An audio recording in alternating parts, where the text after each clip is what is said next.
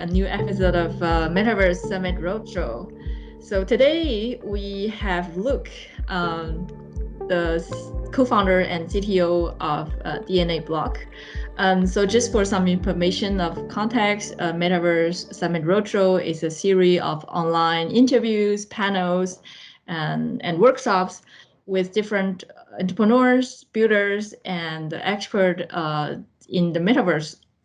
So today we definitely have an entrepreneur and a visionary because he's been in crypto for a very long time, and he's also a specialist in computer graphics. And we met each other actually in person, I think, in 2019 in SIGGRAPH.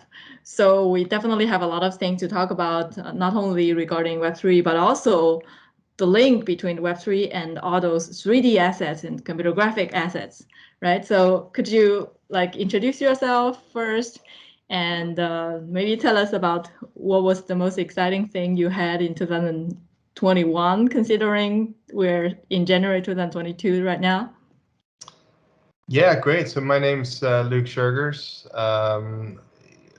co-founder of DNABLOCK, and yeah, the most exciting part for us is really we've been building for almost 4 years, so we're very close to finishing our platform. The other kind of exciting part is really kind of the explosion of Web3 and the whole kind of NFT craze. This is something that we really build our platform for. So I'm very kind of excited to see that actually getting the attention that it deserves. So you mentioned 4 years, right? That's a very long time in any industry. In crypto, it's like forever. In computer graphics, things has been moving on so fast. And what would you say you have observed or have iterated since the 4 years in terms of your core business, let's say digital avatar, photorealistic ones? Yeah, so I mean, we had a pretty big kind of mission. Our kind of idea was to create basically kind of billions of avatars, right? So how can you make a system that allows you to create very personalized avatars that kind of fit with any kind of style, right? So, and what we've been doing for that is really listening to the internet, rather than a top-down solution of saying oh, I have to have all, different ethnicities, different kind of hairstyles. No, we've really kind of listened to the internet and see what do we want, what kind of weird stuff do we want, and so on. Now building this takes, it just takes a long time. What I've seen in my experience working in visual effects is that you work very kind of project based, right? So you have these projects, they take a couple of months, and pretty much each time you have to start over, right? There's not a solidified pipeline that allows you to really kind of create stuff infinitely. But the reason why is because it takes a lot of time to set that up, and it's quite expensive, and it requires extensive research. So the way we've kind of approached that is the first kind of year that we started, we did a lot of project-based work, see what kind of how could we find a common ground between TV projects, commercials, games, and so on. What is the best kind of format for that? And once we did that, we made our kind of proof of concept of the quality that we wanted to get, and then we started building. It's been a lot of hard work, but yeah, finally we're somewhere we're very happy with.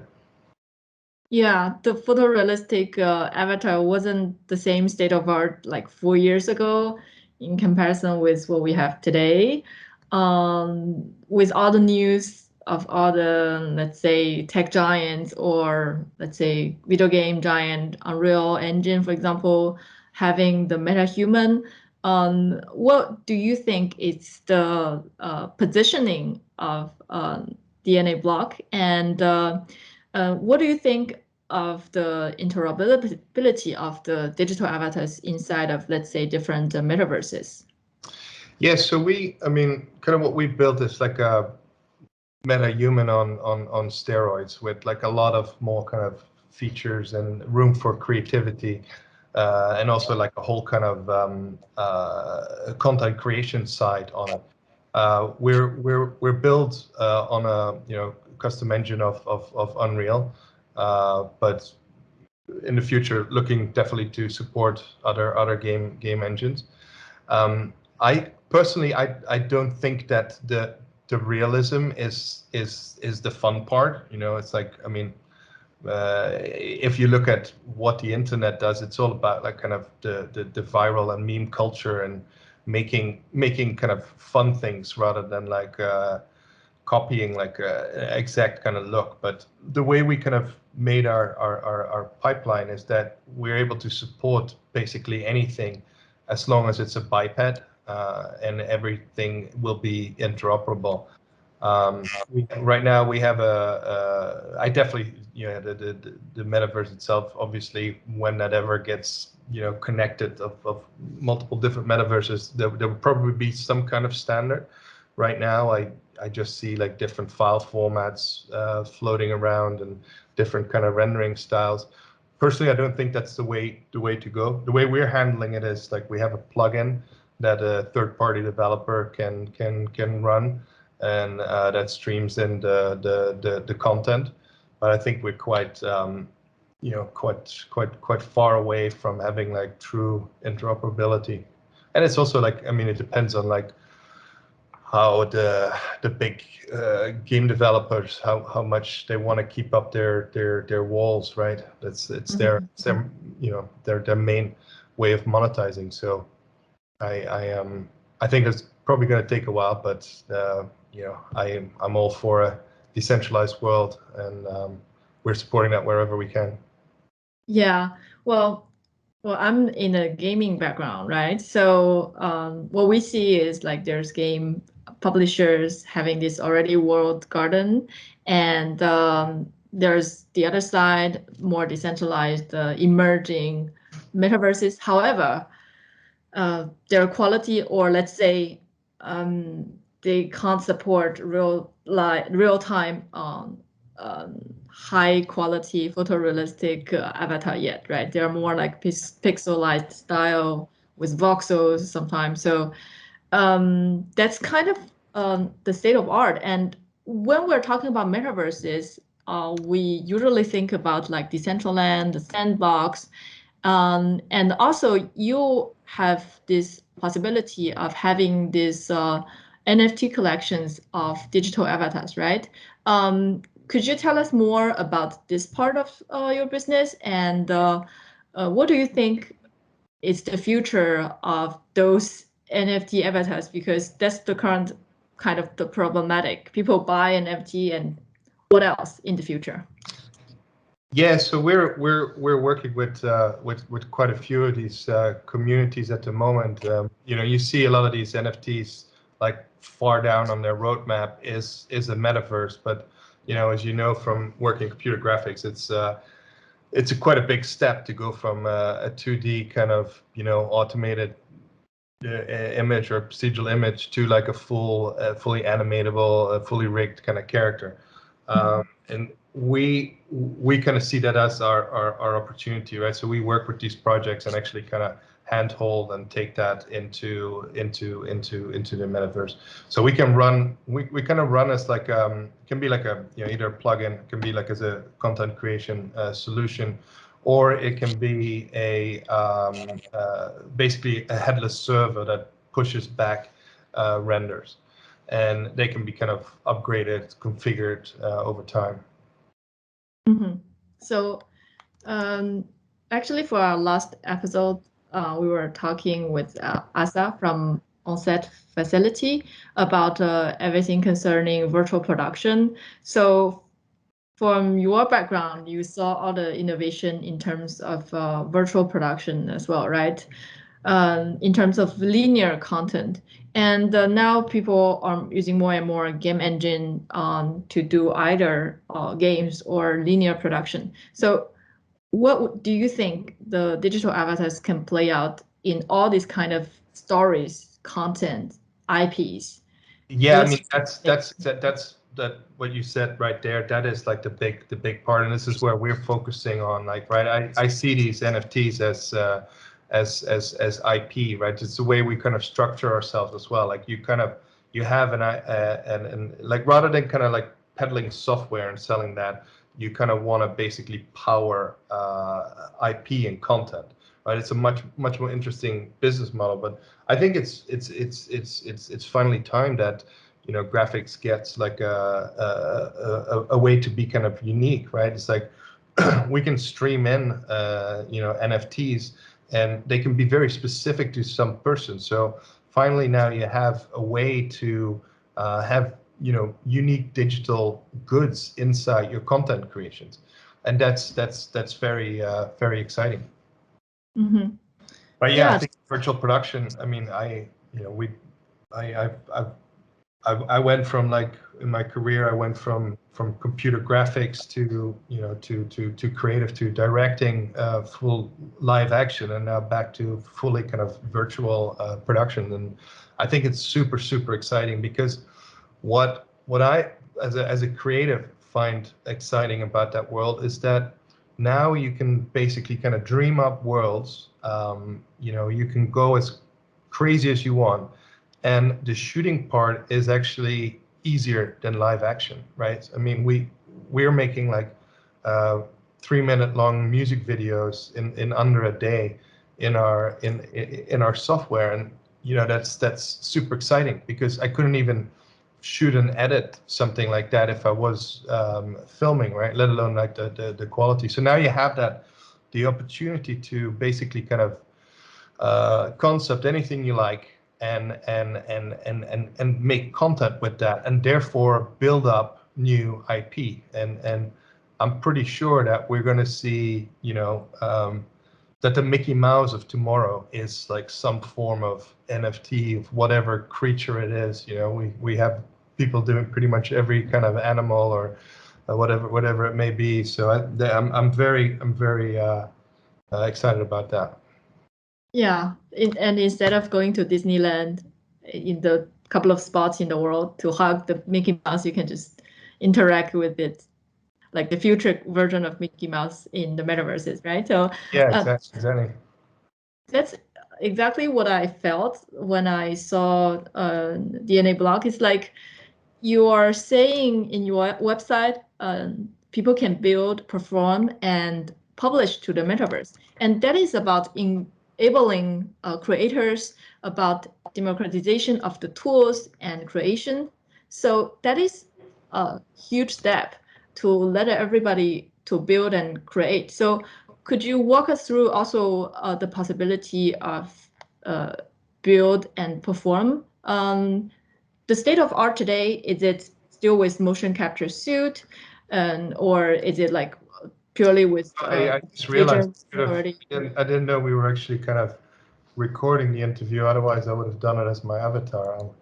I'll take a quick look, and let me see if I can spin that up. No, so we're really looking at like the content creators, right? So yeah, it's great that you can have like all these, like, you know, mocap stages and all that stuff, but ours is very much like a bottom up kind of approach. So we want anyone that kind of invests in becoming like a YouTube streamer, right? They invest like, you know, $2,000, whatever, into like a good kind of setup, right?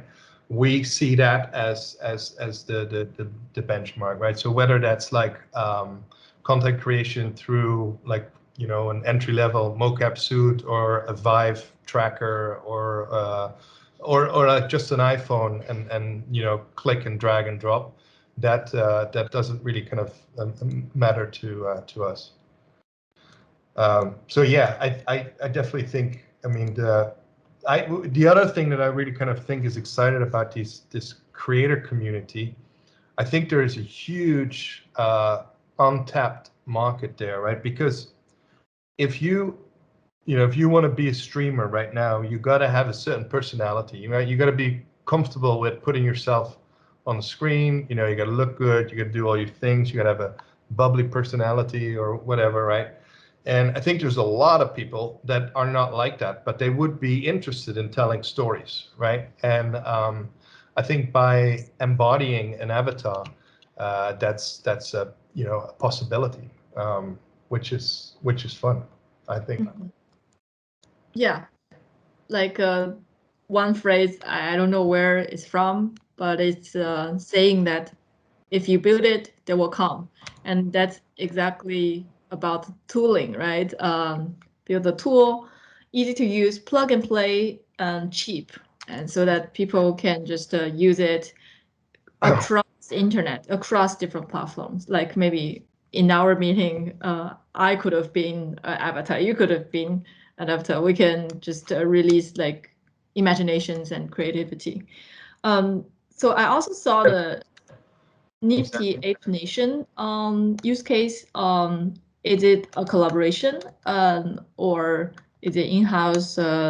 No, this is literally an old neighbor of mine. He's very kind of vocal in that community. So this is a bunch of Redditors with literally no kind of tech background. So we kind of use that a bit as a test case of like what do they want, right?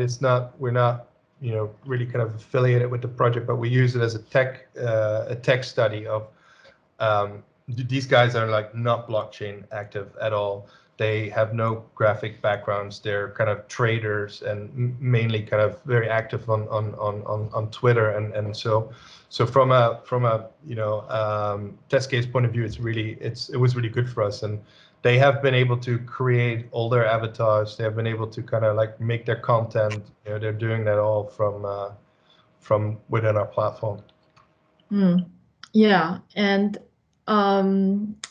talking about use cases, we mentioned like kind of before the recorded interview that the gaming scene is changing a lot recently as well. So really depending on what kind of game are emerging, what kind of game can come out in the future, right? Because if I have this photorealistic avatar, I cannot use it in my Red Dead Redemption right now, cannot use it in GTA right now.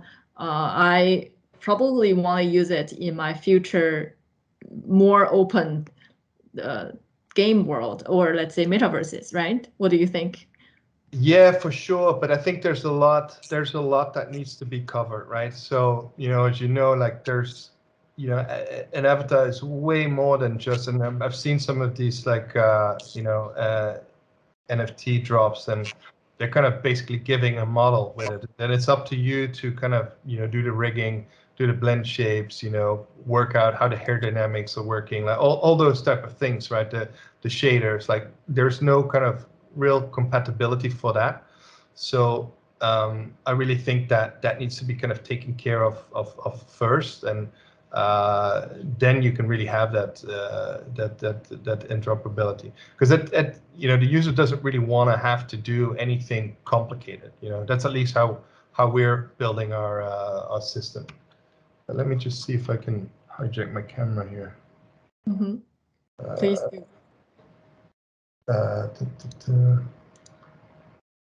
Okay, let's see. Start virtual camera.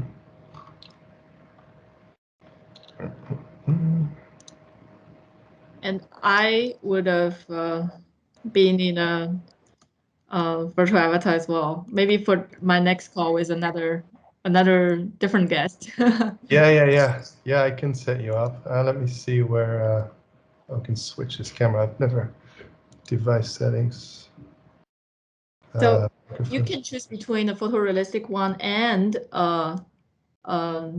different style one, right? I saw on the examples you gave on the website, there's really like cyberpunk. Is that working right now? Do you see that? It's blur. Maybe cancel the blur. That's because that background is blurring, huh? Yeah. Okay. Apply background effect. Remove. There we go. Wow. Hey. It's it's a Brad Pitt version of Grinch, or Yeah, I'll show you like how kind of configurable this is basically. So we have, I'll go into, actually, let's give a bit more light in the scene. So how did you do this? So it's literally like click and play, right? So I have all our kind of avatars. So this is now basically looking at the webcam and controlling the face.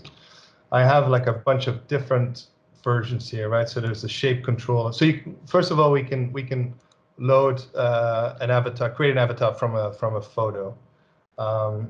Then we have our shape latent space blend space here, where I can just take, you know, like a human or like a cartoon or like a troll, right? And then I can kind of basically kind of merge between them, right? So you see the kind of like the way MetaHuman works as well. So I have like different blends here. Then I can basically, you know, change my head. I can change my kind of upper body, arm length, and basically like anything that you kind of wanna do, and it's all in real time. And then you have your skins, you know, different colors, different kind of, I want to be like part fox or whatever, or kind of natural, you know, if I want to have like my own kind of skin or whatever. And then each of these can have multiple layers, so I can put like some chest hair on there, or I can put like you know, a tattoo layer, or like add like blood. So there's a lot of options, you know, to like nail patterns, you know, like all sorts of different things. And this is all basically pulling assets from a server, and that allows you to kind of basically create a lot of different things. And then I can toggle through my animations, you know, so I have like whatever I want. If I want to be like in an, you know, an action walk or whatever, and then, you know, you can build a whole scene around this. But yeah, the avatar kind of side is fairly well developed. You know, change your eyes, you know, do like cool kind of eyes, different hairstyles, you know, whatever you kind of want. From like stylized cartoony to whatever you have here, like dreadlocks, or and that's all like, you know, fully kind of modular. So we're basically just filling up this database with as many different things as we find.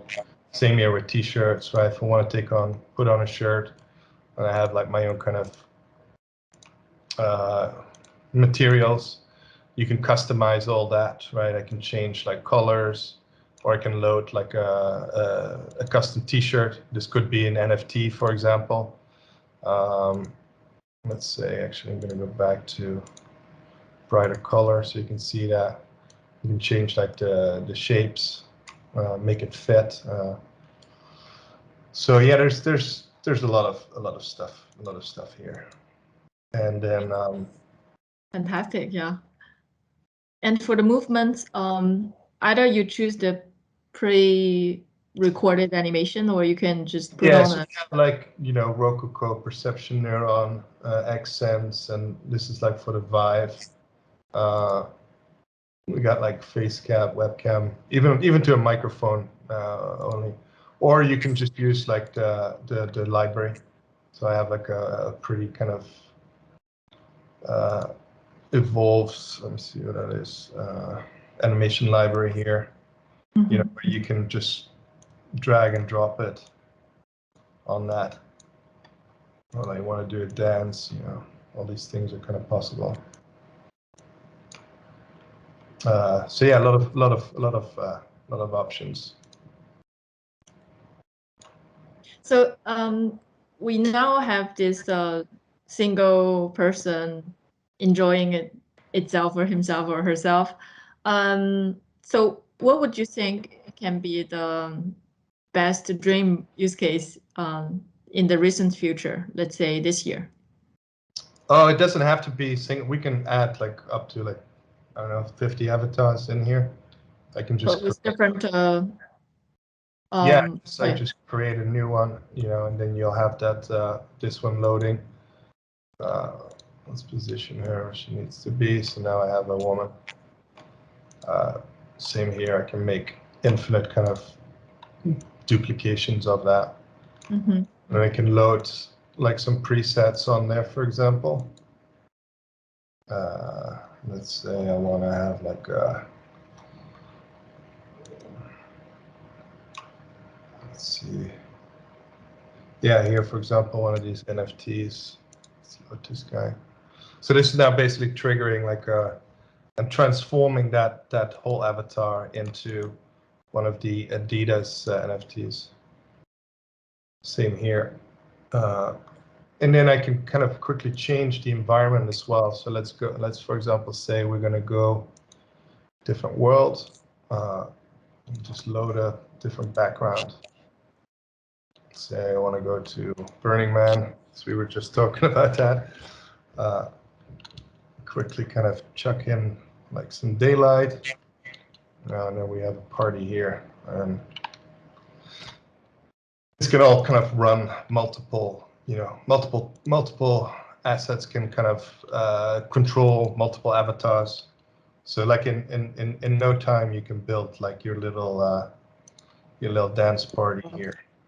Yes, and in terms of the playability, let's say if I want to interact with my friend, if I want to join your party, how can I do that? That's that will be end of the year probably. Okay. Yeah, so we have all the kind of, we're focusing on content first. But yeah, this all would support multiplayer. One of the guys for the apes actually is already doing like a multiplayer setup. But yeah, since this all runs on Unreal Engine, we can use like all their networking tools and all that kind of stuff. But yeah, we're really focusing on making this as a creator tool over like a social tool. Once a creator tool is like fully finished, we'll tie it all together. So maybe you can talk about it, maybe you cannot, but just let me know. So are your current focus collaborating with famous IPs, or do you want to maybe incubate, let's say, creators and new IPs? Yeah, we're doing both. Personally, I've worked with a lot of famous people in my life, and it's always a bit of a pain in the ass. It's not my it's not my kind of ideal because it's always a client. I'm very excited to build like new IP, right? I mean that's the advantage we have now.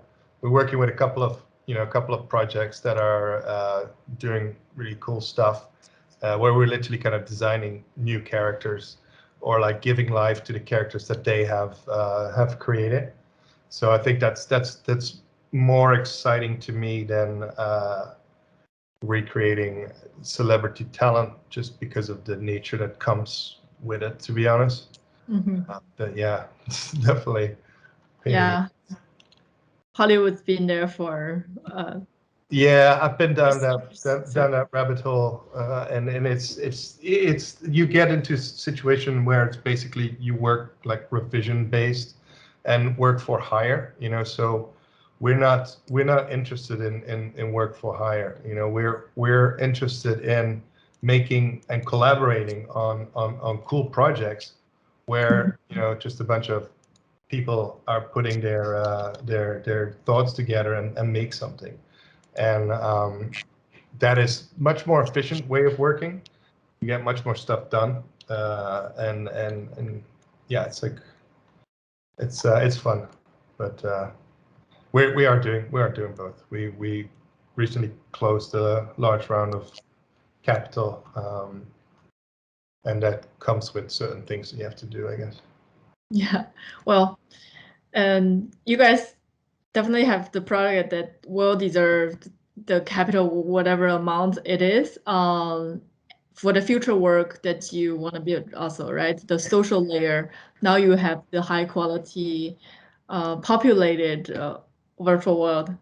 The other Yeah, I mean, that exactly. is It's you got to do that all in stages, right? I mean, that's what I kind of like what I find a little bit weird about the blockchain world sometimes, like or about like venture capital and all that stuff in general, is that a lot of people start with the marketplaces, and they build like the marketplace and they build all the monetization, right? But like you got to go and make the products too, right? And then, when you look at the products, like they start with the big open world, and then the avatars is kind of like a layer on the top, right? And if you look at what people really kind of like in terms of the digital world, it's like identity.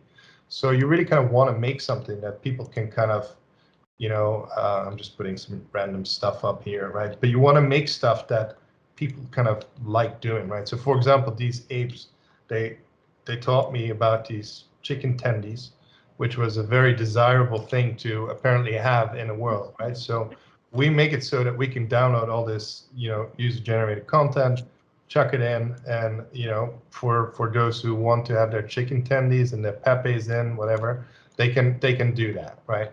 So I think like the moment you start building, a social platform where you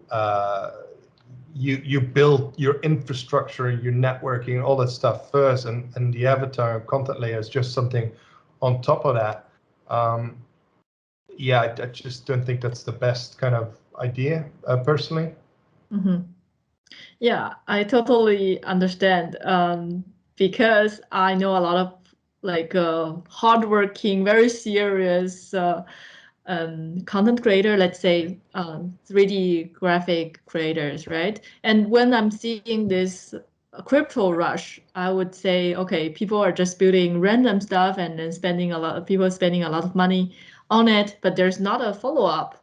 But when I'm seeing this, I will be like, okay, there can be a usage. There can Yeah, be. I mean that's unfortunately the way the kind of blockchain space worked, right? There's a lot of people that are rushing in there for the money, and there's a lot of and there's people that are kind of really want to build the next thing.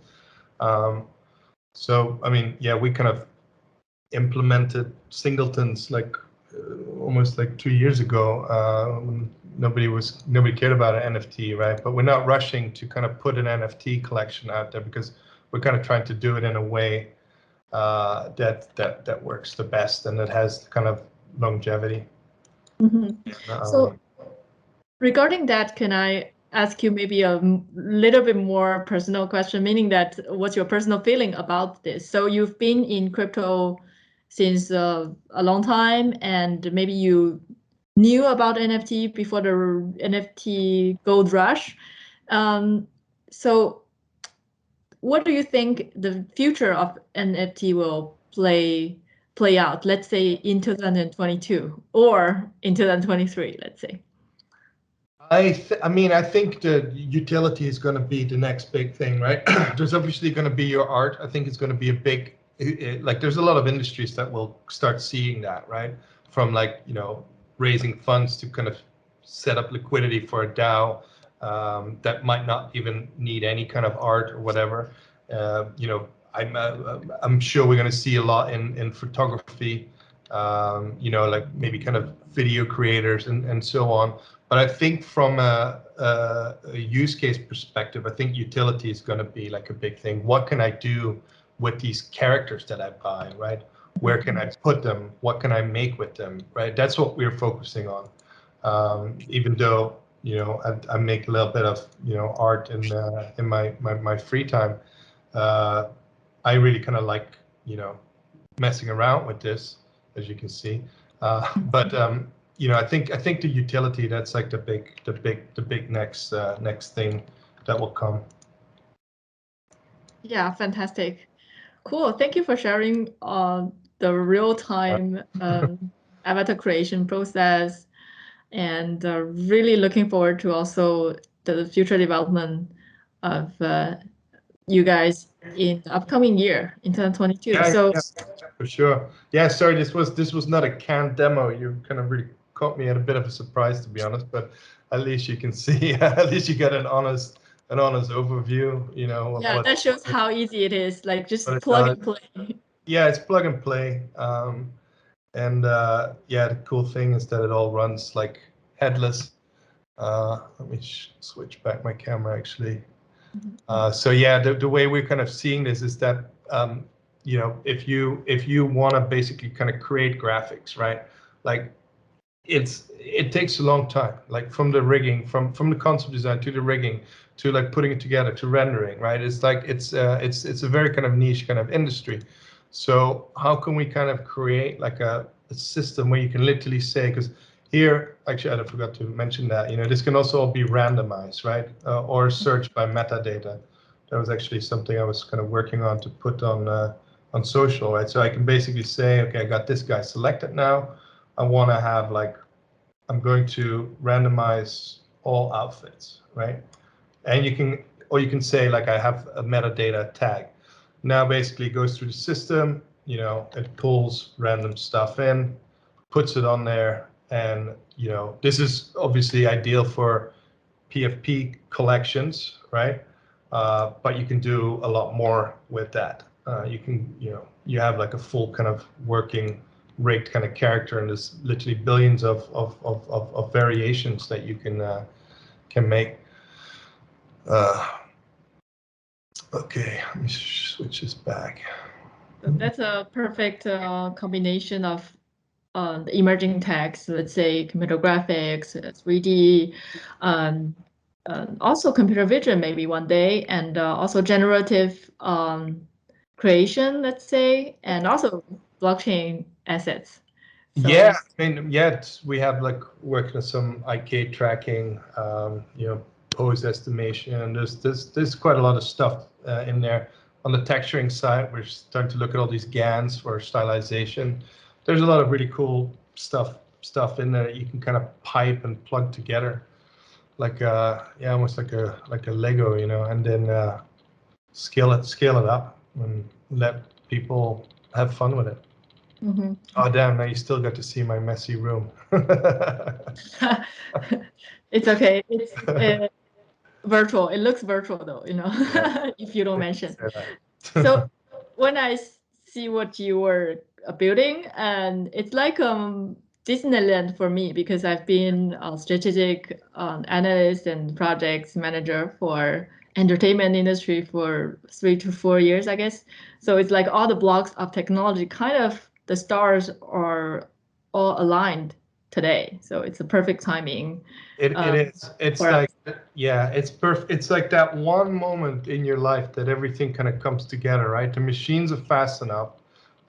You know, the hardware is cheap enough, and there is like, you know, there's also a global pandemic, which also kind of like, yes, kind of helps people have more time, right?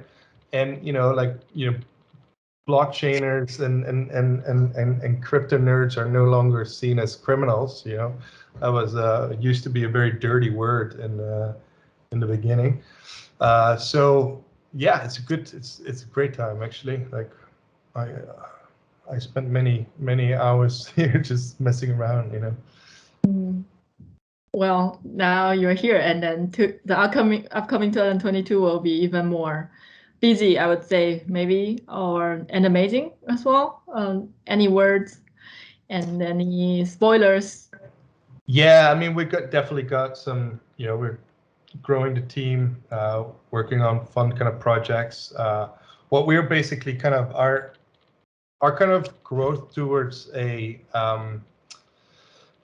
platform is somewhat different than what other people are doing. So we're very kind of content first, creativity first, right? I think that's like, you know, you have the big tech people, you know, like Facebook and all that. They're building their metaverses, right? And they say it's all creator supported, but it's all like it fits within a certain kind of look, you know, and have a certain style, and it's all like whatever it is, right?